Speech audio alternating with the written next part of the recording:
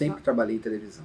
Trabalhei em diferentes emissoras da Globo, né? Então, Globo Bauru, Globo São Paulo, Globo Rio, Globo Nova York, e fora da rede Globo, da empresa da TV Globo, no SBT.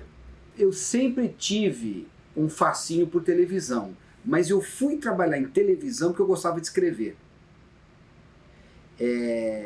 E teve um momento que foi bem simbólico dessa época, que foi um concurso de redação que eu venci na escola.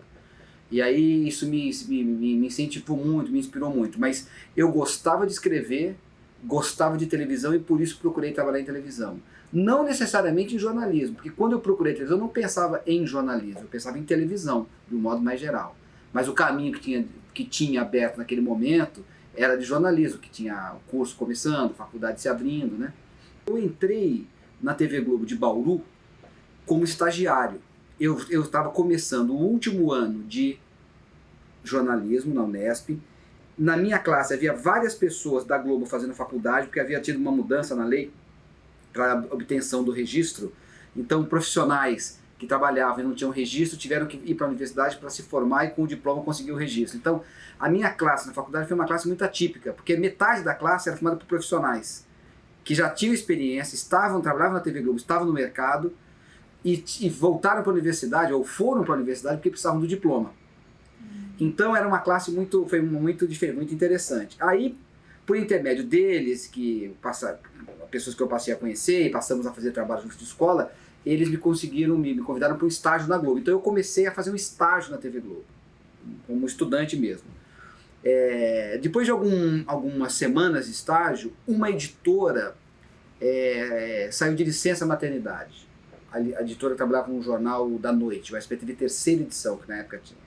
E aí eles me convidaram para fazer a cobertura da licença maternidade dela. Então eu aí eu trabalhei sendo estagiário, aí eu trabalhei mesmo 4 ou 5 meses cobrindo a licença maternidade daquela editora. Aí eu me tornei editor de texto.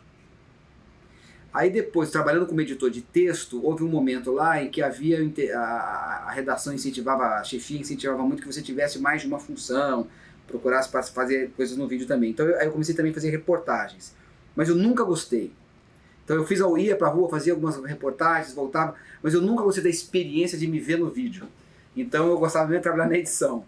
Aí também tive alguma experiência na apresentação, apresentando um quadro no SPTV de sábado, com uma agenda cultural, e também tinha um programa de domingo de manhã que era um programa de entrevista, chamava A Palavra é Sua. Tudo isso veio e foi, né? Foram experiências passageiras. O que ficou mesmo foi a edição, que é o que eu gostava e o que eu preferia. Aí eu continuei na edição, me tornei editor-chefe do SPTV lá em Bauru, depois me tornei chefe de redação. Aí em outubro de 89 veio o convite para ser editor executivo do Bom Dia São Paulo. Aí eu me transferi para São Paulo. E fiquei no Bom Dia São Paulo nesse restante de 89 e no final de 89 e no primeiro semestre de 90. No final do primeiro semestre de 90, o Carlos Nascimento, que estava fora da TV Globo, voltou para a TV Globo para implantar um novo projeto de jornalismo regional que chamava São Paulo Já, que mudava muito a configuração, porque eles expandiam o espaço para noticiário do estado de São Paulo. O Telejornal Hoje, que era um telejornal de rede, deixou de ser exibido em São Paulo para ficar só o São Paulo Já. Então era um momento assim de estadualização do jornalismo em São Paulo. E o Carlos Nascimento, e eu passei a fazer parte da equipe do Carlos Nascimento. Me tornei editor executivo do São Paulo Já. E fiquei com ele no São Paulo Já até o ano seguinte, 91, quando eu saí da TV Globo. Eu saí por um desentendimento lá com a chefia, me demiti da TV Globo. E fui chamado para ir para o SBT pela Lília Vitfib, que tinha sido recém-contratada pelo SBT, ia fazer o jornal do SBT, um jornal à noite, e me convidou para ser editor executivo do jornal dela. Eu aceitei e fui lá, conversei com ela. Quando eu fui negociar as bases do contrato com a direção de jornalismo, ao final de uma longa conversa, eles me ofereceram ser editor-chefe de um projeto novo que eles estavam desenvolvendo, que se chamava Aqui Agora. Então, quer dizer, eu fui para o SBT, não fui para fazer o Aqui Agora, eu fui para trabalhar com a Lília Vitfib no jornal do SBT. Mas estando lá, as coisas mudaram. Aí a Lília foi consultada pela direção, ela concordou, me liberou, e eu fui contratado para fazer o que era até então apenas um projeto, porque a situação naquele momento era, eles tinham a ideia de um projeto de jornalismo, de um formato de telejornal que eles tinham visto na Argentina e queriam implantar no Brasil. A mudança de formato era uma coisa muito interessante, porque era uma coisa muito diferente do que se fazia no Brasil, era menos formal, era uma coisa menos editada, era uma coisa menos roteirizada, era um formato muito mais solto, plano sequência, câmera na mão, as pessoas falando e abordando temas que normalmente o telejornalismo naquele momento não abordava, como aposentadoria, direitos do consumidor, tudo aquilo era muito novo ainda, né, no noticiário dos telejornais. Isso me interessou muito. Então eu aceitei e minha primeira incumbência foi preparar os pilotos para aprovação do Silvio Santos. Aí eles já tinham tentado 1 ou 2 pilotos que tinham sido reprovados. Aí então eu fui contratado, fiz um novo piloto e o Silvio Santos viu e aprovou. E aí o programa foi para o ar com uma equipe que já estava previamente decidida lá pela chefia. O projeto Aqui Agora foi muito interessante, porque eu vi ali uma oportunidade muito promissora de mudança, de mexida nos formatos, né, dos telejornais brasileiros, que eram muito formais, né? Ainda são, eu acho, de um certo modo. Mas houve uma divergência de visão sobre o projeto. Por isso eu fiquei apenas 5 meses e saí. Ah, foi só 5 meses? Só 5 meses. Porque quando eu vi o projeto, eu me interessei muito pelo formato. E eu achei que o formato seria a grande ferramenta para uma reformulação de conteúdo, né? Porque ele trazia cobertura de direitos do aposentado, a questão dos reajustes da aposentadoria, era uma época de inflação alta, direito do consumidor. O jornal ele se propunha a ser muito combativo do ponto de vista dos direitos, né, das pessoas e tudo mais. Isso me interessou muito. E o formato era muito interessante, muito rico. E eu fiz um projeto de conteúdo pro Aqui Agora, né? E que partia com aquelas pessoas que estavam previamente decididas, pessoas que o Silvio Santos tinha escolhido do rádio, pessoas muito populares, né? Gil Gomes, Homem do Sapato Branco, Maguila, Wagner Montes. Eram pessoas que o Silvio Santos gostava porque eram populares e ele não queria arriscar muito, ele queria garantir de uma certa maneira o sucesso da empreitada. Mas eu achava que o sucesso viria pelo conteúdo, né, e a novidade do formato. Então eu fiz um projeto de graduação, de substituição gradual das pessoas, de contratação de jornalistas, de investimento nos formatos, né, e eles aprovaram esse projeto, que era um projeto de 1 ano. Ou seja, a gente ia estrear aproveitando os recursos e as pessoas que o Silvio Santos e o SBT tinham colocado à disposição, mas a gente ia substituindo na medida em que o novo formato ia conquistando as pessoas pelo que ele tinha realmente de interessante. Só que o sucesso foi tão grande, hoje eu digo que o Aqui Agora foi vítima do sucesso que fez, né? Porque ele fez um sucesso extraordinário nas primeiras semanas, assim, depois de 2 ou 3 meses, estava com uma audiência inimaginável para o SBT naquele horário, provocando mexidas na programação da TV Globo. Naquele contexto, para o SBT, o SBT entendeu que não tinha necessidade de fazer as mudanças que eu propunha, de troca gradual das pessoas, de contratar jornalistas, trocar aqueles colunistas por repórteres, né? Enfim. E aí houve uma divergência, porque para mim era muito claro que aquela audiência era uma audiência de curiosidade que iria se dissipar se a gente não tivesse realmente um conteúdo para oferecer. Aí eu optei por sair. 5 meses depois da minha contratação eu saí, recebi um convite para voltar para a Globo para ir para o Fantástico. E o não sucesso agora, total falta de momento. Na minha opinião, era a tragédia mais anunciada. É claro que não ia dar certo, porque aquele formato era um formato para um momento, né? O Brasil estava no momento, começo dos anos 90, lambendo feridas, crise econômica, Collor, tudo, né? Impeachment, era um momento, né? O Brasil estava querendo... ver sangue. Né? Mas assim, ver sangue, mas assim, não precisava ser de uma maneira sensacionalista, de violência urbana. Ele estava querendo abrir, assim, ver suas feridas mesmo, ver os problemas, discutir. Então era questão de direito do consumidor, era questão de aposentado, era manifestação, a USP sendo invadida pela polícia, confronto, greves. Eu acho que tinha um papel importante a ser desempenhado ali por um telejornal que se propunha a ser popular. Não precisava ser popularesco, né? Um jornal que abrisse um espaço ali, 1 hora, 1h30 na programação do SBT, para que esses conflitos do país, que esses né, essas questões fossem mostradas e discutidas e o país visse, né, ou se visse naquele momento, eu acho que aquele era um momento importante para fazer isso. Mas havia um entendimento de que isso deveria se dar, primeiro, pelo noticiário policial. Algo que, uma tese que realmente nunca me convenceu.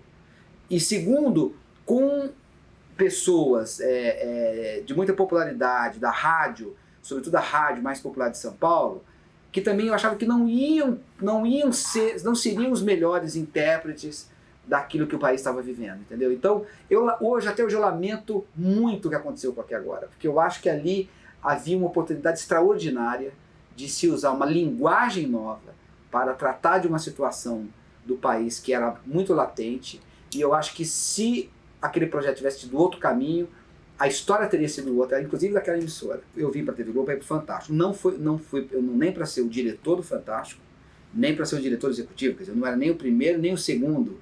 Eu vim para cuidar das reportagens do programa, né? Esse que era o meu papel. Trabalhar com as reportagens, as pautas, a edição, né, a linguagem e tal, que era uma coisa que eu sempre gostei muito.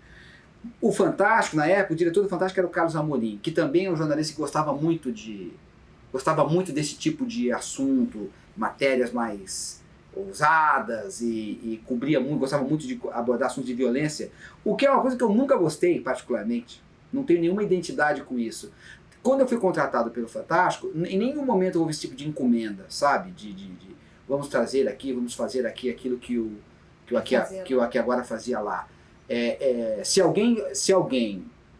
o motivo do convite foi esse, primeiro, nunca me foi dito, segundo, se enganaram, porque não é a minha especialidade, nunca me vi como um jornalista policial, não é o que eu gosto de fazer, mas de fato, naquele momento, o Fantástico estava sim no momento de valorização desse tipo de pauta, já estava e continuou sendo.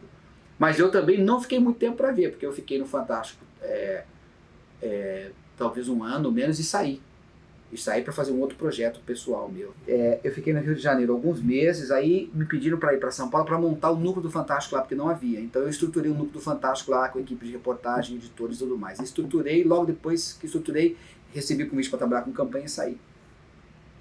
Aí fiquei 6 meses fora, fazendo campanha e voltei para Globo de novo. Recebi o convite para voltar de novo. Eu fui para São Paulo para fazer o Jornal da Globo, para ser o editor executivo do Jornal da Globo em São Paulo. O Jornal da Globo era no Rio. Mas já havia quando me chamaram, a proposta era ir para São Paulo para ser o editor executivo lá, porque o Jornal da Globo seria transferido para São Paulo, para ser ancorado em São Paulo pela Lília Vitfib. Isso foi em 92. O ano da eleição foi 92, né? Isso foi em 93. E a Lília Vitfib, com quem eu não tinha trabalhado no SBT, aí sim fomos trabalhar juntos na Globo. Ela é editora-chefe e o editor executivo. E aí nós implantamos um novo telejornal de rede em São Paulo. E foi um momento muito interessante, porque até aquele momento o São Paulo não tinha nenhum jornal de rede. Foi o primeiro, tinha só o Globo Rural, que era um programa, né? Então nós implantamos um jornal de rede em São Paulo. E era um jornal de fim de noite, mais voltado para análise, para política, para economia. Foi uma experiência muito boa, né? E aí eu fiquei um ano e meio, né, até meados de 94, quando teve a Copa do Mundo nos Estados Unidos. Aí eu fui para os Estados Unidos, fiquei 2 meses lá, trabalhando na preparação e na cobertura da Copa do Mundo. Quando eu voltei, e aí eu recebi o convite para assumir a chefia de reportagem da Globo São Paulo. Então aí eu me tornei chefe de reportagem da Globo São Paulo. Então, né, mas aí eu fiquei um tempo que deve nos levar para 95, até 95 ou 96. Aí houve uma troca no comando do jornalismo da Globo. Saiu o Alberico, entrou o Evandro Carlos de Andrade. Eu estava de novo para sair da TV Globo, porque eu tinha recebido um convite do Roberto Cabrini para ir com ele para Nova York para montar o núcleo de jornalismo do SBT em Nova York. Ele seria o repórter, o correspondente, e eu seria o editor, o coordenador lá do Biro de Jornalismo. Eu achei a proposta interessante, era uma oportunidade de morar fora do Brasil, ter uma experiência fora do Brasil, gostei. E pedi demissão na Globo. O Alberico estava para sair, assim, a gente não sabia, mas ele estava nos últimos as últimas semanas, meses dele, né, para sair. Aí eu fui falar com a direção de jornalismo, o Schroeder e o Alberico, e eles disseram, poxa, mas a gente não sabia que você queria sair da Globo. Eu falei, nem eu não estava querendo sair, mas é uma proposta interessante, nunca pensei, não estava planejando agora trabalhar fora do Brasil, mas me interessou. Aí eles me fizeram uma contraproposta, que era ir para Nova York pela Globo, para trabalhar na Globo de Nova York junto com o Paulo Henrique Amorim. Porque não queriam que eu saísse, diziam que queriam que eu permanecesse na empresa, trabalhando no jornalismo e tal. Eu achei interessante, conversei com o Cabrini compreendeu, e aí então não saí, ficou combinado que eu iria para Nova York. Aí eu comecei a me preparar, tirar visto, desocupar apartamento, aquelas coisas que a gente faz, as providências para ir embora do Brasil. Quando eu estou fazendo isso, o Alberico sai. Deixa a direção de jornalismo, assume Evandro Carlos de Andrade, que era diretor de redação de jornal O Globo, mas eu não conhecia, né? Conhecia de nome, evidentemente, conhecia de trabalho, né? Mas eu nunca tinha... Conhecia o crédito dele, não conhecia a pessoa, né? E aí ele assumiu, começou a fazer muitas mudanças, né, no jornalismo da Globo, todo o primeiro time, escalão, todo mundo. E aí eu recebi um convite na segunda semana eu recebi um recado, uma convocação para uma reunião com ele no Rio. Aí eu vim para o Rio de Janeiro e ele me disse que estava ciente de alguns convites que o Alberico tinha feito, e que um deles era o convite para eu ir para Nova York, e que ele ia honrar os convites todos, porque era um convite da direção do jornalismo, ele estava assumindo, então fazia questão de honrar. Mas minha reação foi de não aceitar, porque eu achava injusto. E eu disse para ele, olha, eu não acho justo você estar assumindo, a direção está fazendo todas essas mudanças, você vai aceitar uma transferência, um convite, uma proposta feita pelo Alberico. Não faz sentido. Eu sou chefe de reportagem da TV Globo em São Paulo, se você não tiver nenhuma objeção, eu continuo lá fazendo meu trabalho, você faz as mudanças que você quiser. Aí a reação dele foi surpreendente, porque ele disse que era exatamente isso que eu queria saber de você, porque eu tenho outros planos para você. Eu quero que você venha para o Rio de Janeiro para o Jornal Nacional. Eu falei assim, ótimo, para trabalhar com o editor-chefe que está aí, o Chico Vargas. Ele falou assim, não, para o lugar do Chico Vargas que eu acabei de demitir. Aí eu levei um susto, porque eu falei para ele, mas se você não me conhece, como é que você me conhece? Você é editor-chefe do Jornal Nacional, se você não... a gente nunca trabalhou junto, você não me conhece. Aí eu nunca me esqueço da resposta dele, você não se esqueça que eu também sou jornalista. E o que eu tinha que apurar sobre você, eu já apurei. É você que eu quero, que assuma, você pode... Vou escrever agora o comunicado, você já pode descer, assumir lá, fechar o jornal de hoje. Isso era 3 da tarde. Acho que foi 96 isso. 96.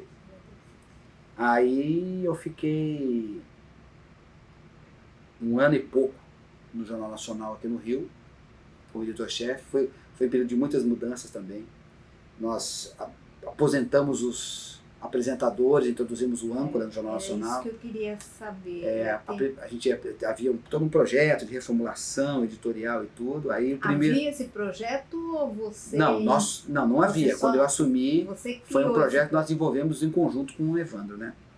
Não foi Nós nos debruçamos sobre o Jornal Nacional para discutir o que fazer, enfim, né? O futuro do jornal. E a primeira coisa que a gente viu era a questão do formato, né? Que o Jornal Nacional, quer dizer, nós já estávamos maduros para ter âncoras na apresentação, ter jornalistas na apresentação, não locutores, né? Então a primeira substituição foi a do Sérgio Chapelin pela Lilian Vitfib. Então ficou Cid Moreira e Lilian Vitfib. Eu pensei que eu li em algum lugar que foi os dois ao mesmo tempo, tinha até uma data. Não foi. Não, foi um de cada vez. Um de cada vez. Então o primeiro foi o Sérgio Chapelin saiu e ficou Cid Moreira e Lilian Vitfib. Aí depois houve a substituição do Cid Moreira pelo William Bonner. E aí ficou Lilian Vitfib e William Bonner. Foi aí que eu saí. Porque depois ainda houve a Lilian saiu e foi a Fátima Bernardes para o lugar. Recebi a convocação para ir para São Paulo para assumir a direção do jornalismo da Globo de São Paulo. E aí sim, aí eu acho que foi o momento de fazer o projeto mais amplo, mais consistente, né, o mais abrangente que eu já fiz aqui na TV Globo, né, do jornalismo. Que foi o projeto da Globo de São Paulo, de reformular a estrutura do jornalismo de São Paulo, da construção da nova sede e da implantação de um projeto de jornalismo comunitário em São Paulo. Que foi assim, era um projeto muito grande, porque para fazer tudo isso, nós tínhamos que fazer várias mudanças, né? A primeira delas era equipar e preparar todas as emissoras do interior de São Paulo para que elas também pudessem isoladamente, faziam jornalismo comunitário nas suas áreas. Porque elas dependiam de São Paulo. São Paulo produzia 30%, 40%, 50% do telejornal do Estado. Ou seja, elas vazavam, como a gente diz, né, blocos de jornalismo produzidos em São Paulo. Então nós preparamos as emissoras do interior, com formação da redação, contratação de profissionais, treinamento, compra de equipamento. Aí quando todas estavam preparadas, elas se tornaram independentes de São Paulo para fazer jornalismo comunitário também, e podiam dar de São Paulo aquilo que elas queriam, pegando as reportagens. E aí nós fizemos um projeto da TV Globo, Canal 5 São Paulo, para a região metropolitana. Que foi um projeto incrível, que eu gosto muito, que foi, assim, provocou mudanças profundas no nosso jornalismo, nossa linguagem, né? Depois acabou inspirando mudanças em praticamente toda a rede, que era um jornalismo comunitário atuante, né? Assim, de abertura de espaço para cobranças, discussões de problemas da comunidade, né? Foi um jornal que interferiu muito na vida, né, na vida política da grande São Paulo, não partidária. Por quê? Porque ali nós nos propusemos a fazer algumas coisas. Primeiro, nós nos propusemos a efetivamente refletir, discutir a região metropolitana de São Paulo. Então, assim, nós nos propusemos a transformar o nosso espaço de um telejornal num espaço realmente de discussão e de busca de soluções. Segundo, nós nos propusemos a rever os formatos, as limitações, as amarras de linguagem, de formato, técnicas, tecnológicas, assim, para a gente fazer um jornal mais vivo, um jornal mais humanizado, mais informal, mais capaz de se adaptar ao noticiário do dia, não tão engessado, né? E eu acho que nós tivemos muito sucesso nisso, porque esse projeto ele teve enorme sucesso do ponto de vista de conteúdo, de qualidade, de repercussão, de interferência na pauta de assuntos, mas ele também teve enorme sucesso em termos de audiência, enorme sucesso comercial. É aí que eu queria chegar. Não foi também uma jogada comercial? Cada região ter o seu jornal e a grande São Paulo, a região metropolitana, virar um foco comercial. Eu acho que pensar nisso como uma estratégia... Houve uma aproximação do jornalismo com o comercial. Não, porque pensar nisso como uma estratégia comercial é reduzir muito, porque o comercial já era regionalizado, sempre foi. Já havia... Eu pensei que era assim, tinha o SPTV, que os blocos eram reproduzidos no estado inteiro. Agora cada um ia ter seu bloco, cada um ia vender mais. Já vendiam. Já vendiam? Já. O comercial sempre foi regional. Sempre, desde o início. Mesmo quando a emissora não tinha produção local, ela já tinha comercial local. Porque o intervalo comercial ele é vendido localmente. A não ser aqueles que são especificamente designados para serem estaduais ou nacionais, né? Então, não, ali acho que foi uma decisão editorial, institucional, estratégica. Porque também a gente também não está inventando a roda. A vocação da emissora é ser local. A emissora de televisão, a vocação dela é cobrir a sua região. A Globo Nordeste, a Globo cobre o Nordeste, está voltada para o Nordeste, desenvolve projetos para o Nordeste. Na verdade, isso já era verdade no restante do Brasil. Não era verdade em São Paulo. Por quê? Porque houve um crescimento de concessões, havia lá já 10 ou 12 emissoras, mas que ainda não estavam totalmente equipadas para fazerem esse trabalho. Então a gente teve que fazer uma capacitação dessas emissoras, para que elas pudessem, já faziam comercialmente, mas que pudessem fazer também depois de conteúdo, e que a gente pudesse finalmente fazer em São Paulo. Né? E aí, tanto é que a gente construímos um investimento gigantesco lá, uma construção de uma sede. Só na implantação do SPTV, só na implantação nós abrimos 60 vagas de jornalista. Só de jornalista. Gente pra caramba. É um enorme investimento. Então, quer dizer, mas não há investimento comercial que justifique isso. Essa foi uma decisão editorial institucional, porque você só constrói uma rede de televisão forte se você tiver emissoras realmente fortes, envolvidas com as suas comunidades. Né? É importante para a Rede Globo que a Globo Minas seja respeitada, admirada, vista em Minas Gerais, que a Globo Nordeste seja no Nordeste, que a RBS seja no Sul, né? Senão você não tem rede forte. E acho que a gente tinha uma deficiência em São Paulo, que foi suprida aí. E o projeto se mostrou, aquele projeto foi um laboratório para várias experiências e testes, que estão até hoje aí nos telejornais de rede, nos telejornais locais, né? Então, assim, eu guardo com muito carinho e muito orgulho até aquele momento que a gente fez aquelas transformações em São Paulo. Eu recebi no começo de 2002 o convite para sair do jornalismo, para ir para Nova York. Mas mais do que ir para Nova York, é importante era sair do jornalismo, que era algo que já estava nos meus planos fazia algum tempo, e era algo que eu já vinha ensaiando dentro da empresa há algum tempo. Quando eu era diretor de jornalismo em São Paulo, nesse período aí, a TV Globo fez várias contratações na área de entretenimento. Num período muito curto, quase ao mesmo tempo, contratou Jô Soares, Ana Maria Braga, Serginho Groisman e Luciano Huck. Os 4 em São Paulo. Não sei se você se lembra disso. E os 4 foram contratados e designados para São Paulo. Então, teve um momento em que esses apresentadores chegaram a São Paulo para desenvolver programas, para começar a preparar projetos de programa para colocar no ar na Globo, e eles foram alocados para uma emissora que era de jornalismo e onde o diretor era um jornalista, eu, que era um diretor de jornalismo. Então ali, eu lembro que na época a diretora-geral do Globo era a Marluce. A Marluce me delegou a tarefa para receber essas pessoas, começar a preparar com ela, montar equipes e preparar os projetos dessas pessoas para depois eles irem para o ar nas suas respectivas áreas, né?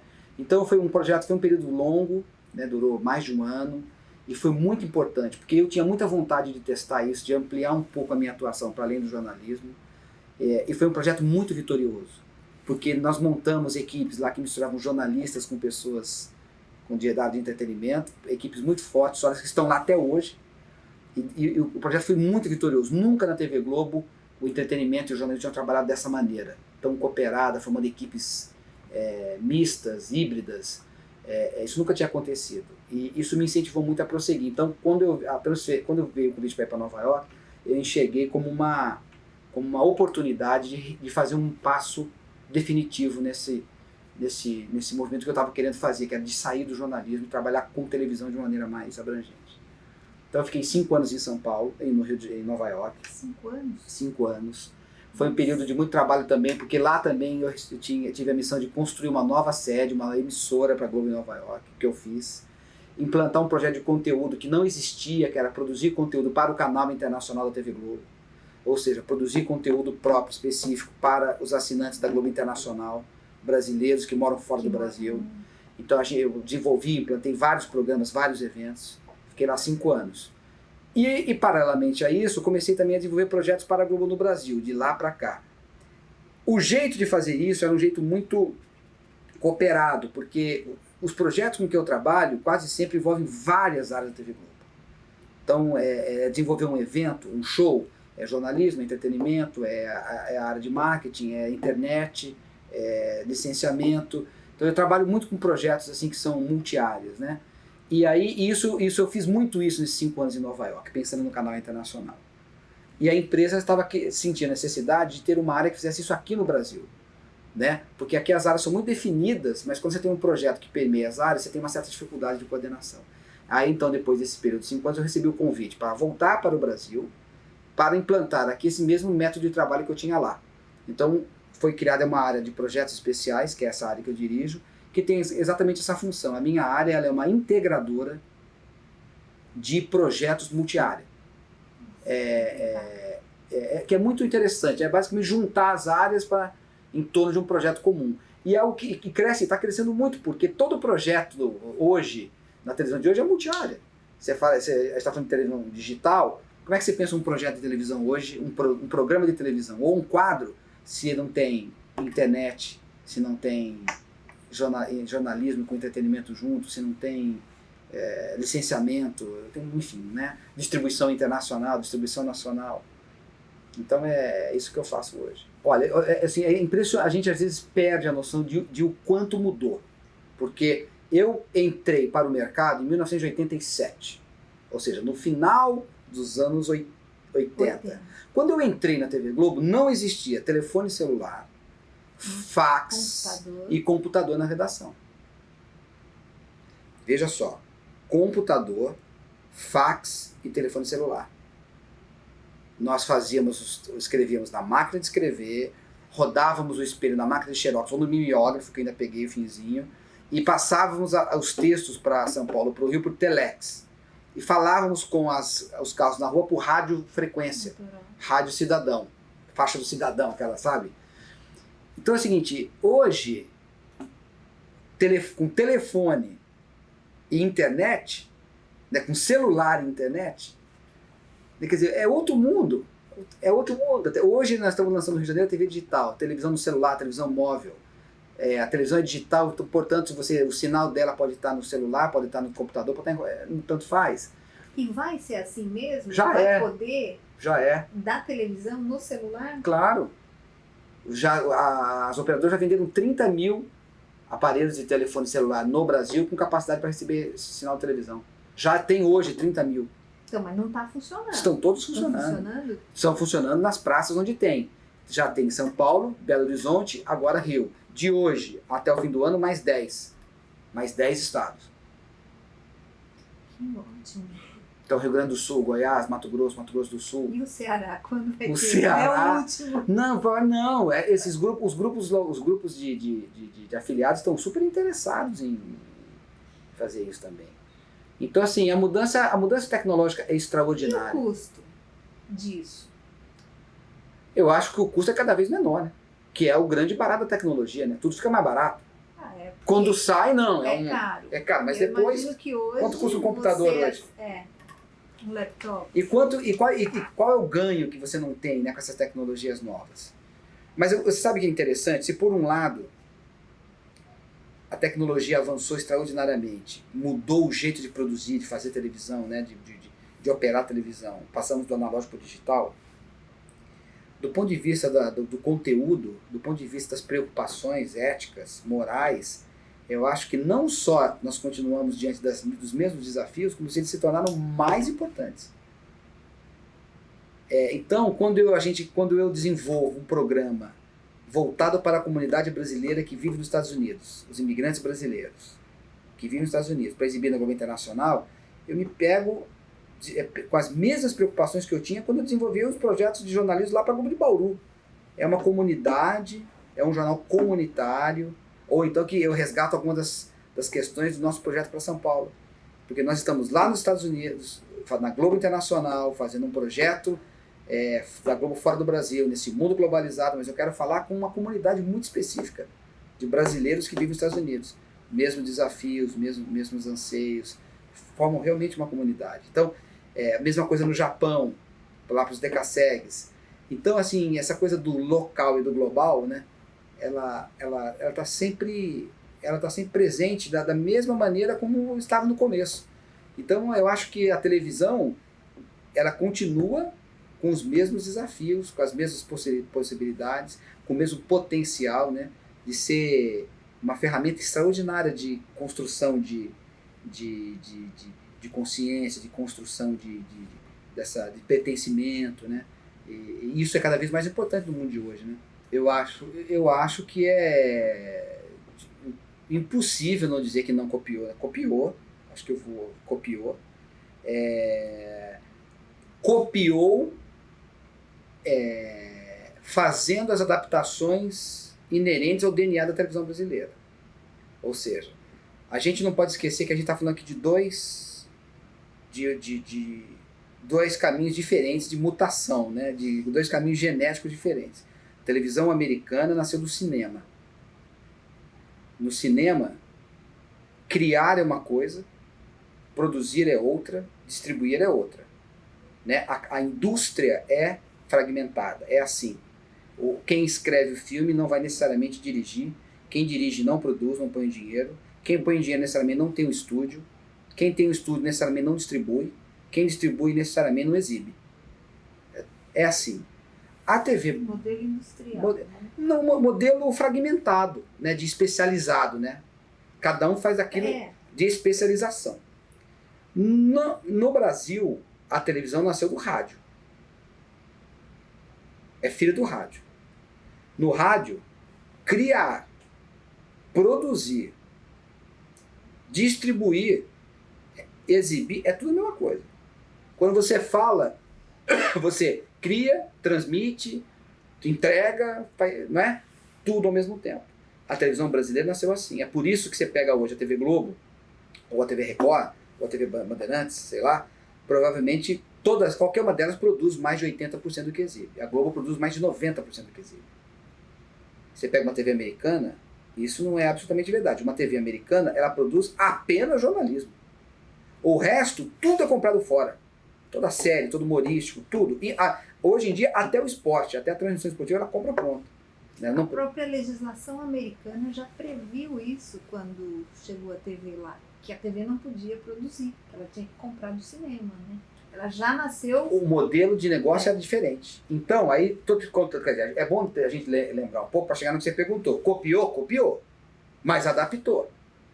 Certo? Então, o formato do apresentador, do jeito, da maneira, né, do americano, a estética americana, sim, a estética americana. Mas eu acho que, do ponto de vista da qualificação, da formação, os americanos andaram muito mais depressa e foram muito mais longe.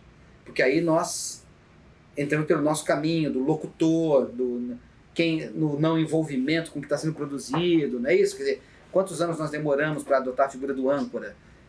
Não pelo modismo, mas pelo que isso significa. Quer dizer, a pessoa que está apresentando o jornal, ela ajudou a fazer, produziu. Às vezes é o editor-chefe, tomou decisões editoriais, está capacitado para reagir, informar, completar uma informação, dialogar com o repórter, né? Então, quer dizer, sim, copiou e adaptou o seu DNA, né? Engraçado, porque eu entrei em televisão, sempre trabalhei em televisão, me especializei nisso que faço, sou editor. As técnicas de fazer televisão, fazer cinema, praticamente não mudaram, são as mesmas. O que mudaram foram as ferramentas, né? Mas você aprende a usar as ferramentas. Mas o que sempre me desafiou, sempre me moveu na busca de informação, de se manter atualizado, sempre foi muito mais ligado ao conhecimento do que a técnica. Então, por exemplo, eu nunca parei de estudar os assuntos, ou os temas, ou as áreas em que eu fui trabalhar. Então, quando, por exemplo, eu me tornei diretor de jornalismo da Globo de São Paulo, a minha grande preocupação era entender a Grande São Paulo, do ponto de vista social, do ponto de vista econômico, do ponto de vista... E aí me envolvi em uma série de atividades, organizei um tremendo seminário em conjunto com a USP, quando assim, o grande assunto de São Paulo era violência urbana, né? No momento que São Paulo estava ali, sem compreender as razões daquela explosão de violência, assim, a gente organizou um seminário sobre segurança pública junto com o Núcleo de Estudos da Violência da USP, e trouxemos especialistas de toda a América Latina, dos Estados Unidos, da Europa, do Canadá, e ficamos lá 4 dias discutindo, resultou num livro. Aí aquilo lá mudou o jeito da TV Globo cobrir violência e segurança pública. Quer dizer, isso, eu posso dizer assim, esse é um pouco meu jeito de fazer as coisas. Essa é a minha busca, né? Quando eu fui dirigir a Globo nos Estados Unidos, eu descobri a questão do imigrante brasileiro. Eu fui passar a entender isso. 2 milhões de brasileiros vivendo nos Estados Unidos. Quem são essas pessoas? Eu não sabia que aquela comunidade era tão grande, complexa, com tantas questões importantes, a questão da imigração, a questão da xenofobia, a questão das barreiras, a questão enfim, tudo isso foi um mundo novo, sabe? E eu fui estudar isso. Muito, profundamente, da mesma maneira, formando grupo, discutindo, e com isso nasceu um programa, que chama Planeta Brasil, que é um programa que discute isso. Então, eu sempre busco o saber, para depois ver qual é a melhor maneira de tratar isso na televisão, qual a melhor ferramenta, o melhor formato, qual é o melhor, e não o contrário. Aí fiquei 5 anos em Nova York, voltei para o Brasil. Quando eu voltei para o Brasil, tomei um susto, quanto o Brasil tinha mudado, muito mais do que eu imaginava. Aí eu fui fazer um curso de sociologia, porque eu estou até hoje, tenho uma aula por semana, para entender o Brasil, para entender as questões, entender o que mudou, a questão de classe, poder, renda, mulher, o jovem. O Brasil, pela primeira vez para a nossa geração, o Brasil está crescendo. né? Está crescendo na nossa geração como adultos, né? Crescendo anos consecutivos, crescimento econômico, né? Com perspectiva de mais crescimento econômico. Isso tem um impacto enorme para a gente, para mim é novidade como jornalista. Eu sou o jornalista que cobriu tablita, congelamento, confisco, depressão, crise, recessão, estagflação. Minha vida era isso.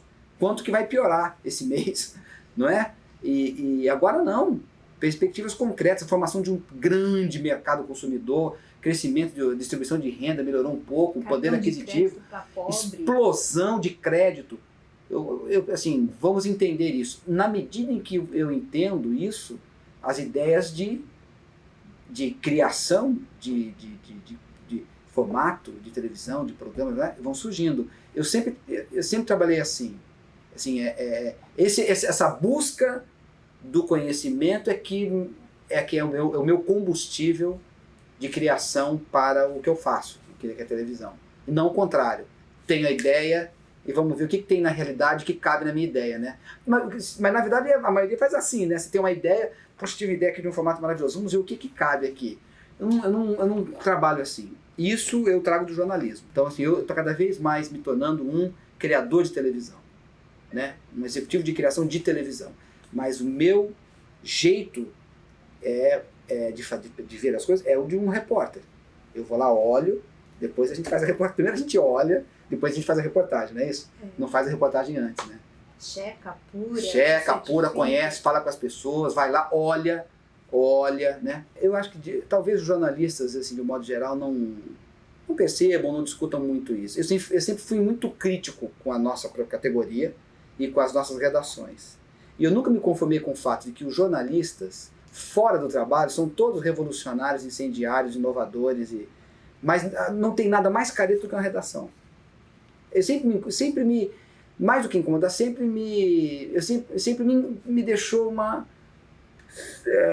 me perturbou isso. Você fala com jornalistas na rua, nos bares, no botequim, todo jornalista é uma pessoa apaixonante, cheia de ideias, e aquela vontade de denunciar, de mudar, de melhorar, né? Mas as redações são corpos, assim, caretas, reacionários, super conservadores. E eu sempre procurei incentivar as redações em que eu estive a quebrar isso. Porque nada justifica isso, a não ser os nossos próprios medos, né? Eu não tenho esse medo. E aí, a gente vai replicando isso, né? Gerações jovens, que tem hoje uma tecnologia absurda na mão, uma facilidade de produzir, de criar, o mundo está lá fora. Você vê essa revolução, você vê essa inovação toda? Eu não vejo. Onde está? A minha grande história do jornalismo foi essa. Eu não sei se eu vou voltar a atuar como jornalista, né? Eu atuei 15 anos como jornalista. Hoje eu trabalho com televisão, não trabalho no jornalismo da televisão. Mas você não quer voltar? Não sei, assim não. Hoje eu estou muito satisfeito com o que eu faço, mas eu também não tenho muito como planejar, né? Porque assim, eu me apaixono por projetos, né? Por projetos ou por oportunidades, né? Hoje eu não penso em voltar para o jornalismo. Estou cada vez mais interessado em fazer entretenimento, porque eu acho que tem aí um grande desafio aí, que é mostrar que entretenimento em televisão aberta, nessa mídia que é essa mídia tão popular, para fazer esse entretenimento, você não precisa optar entre ser interessante e ser relevante. Sabe? Essa é uma falsa questão que se põe aí. O entretenimento de televisão ele tem que ser realmente interessante para dar audiência, e a primeira vítima é a relevância, né? Então qualquer porcaria serve. Eu acho que não. E o público está mostrando que não. Aí tem uma questão, em concorrência a gente não vê nada, infelizmente. Eu acho que é frustrante, né? Quer dizer, eu sou da geração de jornalista da TV Globo, de executivo da TV Globo, que avancei aqui pelos anos, vendo esse clamor, essa expectativa das pessoas, da academia, da sociedade. Cadê o dia em que a Globo tiver uma concorrência e vamos ter coisas melhores? Só tem coisa pior, porque aí é um genérico, aí é cópia, Então, quer dizer, cadê? A concorrência está aí, mas o que ela trouxe em termos de qualidade. Desculpa, mas eu acho que nada. Eu não vi. Entendeu? Então, assim, o que eu acho? Eu acho o seguinte, que a grande mudança não é a concorrência. Eu acho que a grande mudança é o telespectador. O telespectador mudou. O Brasil mudou. Mudou mais do que as televisões. Eu acho. Então, o brasileiro mudou. E ele não quer... Ele quer uma televisão que seja entretenimento, que seja agradável, que seja divertida, mas ele quer saber o que eu vou ganhar com isso, vendo isso. E se ele não ganhar nada, problema. Tá, olha aí que desafio, entendeu? Então, assim, essas coisas que me movem, eu fico pensando nessas coisas.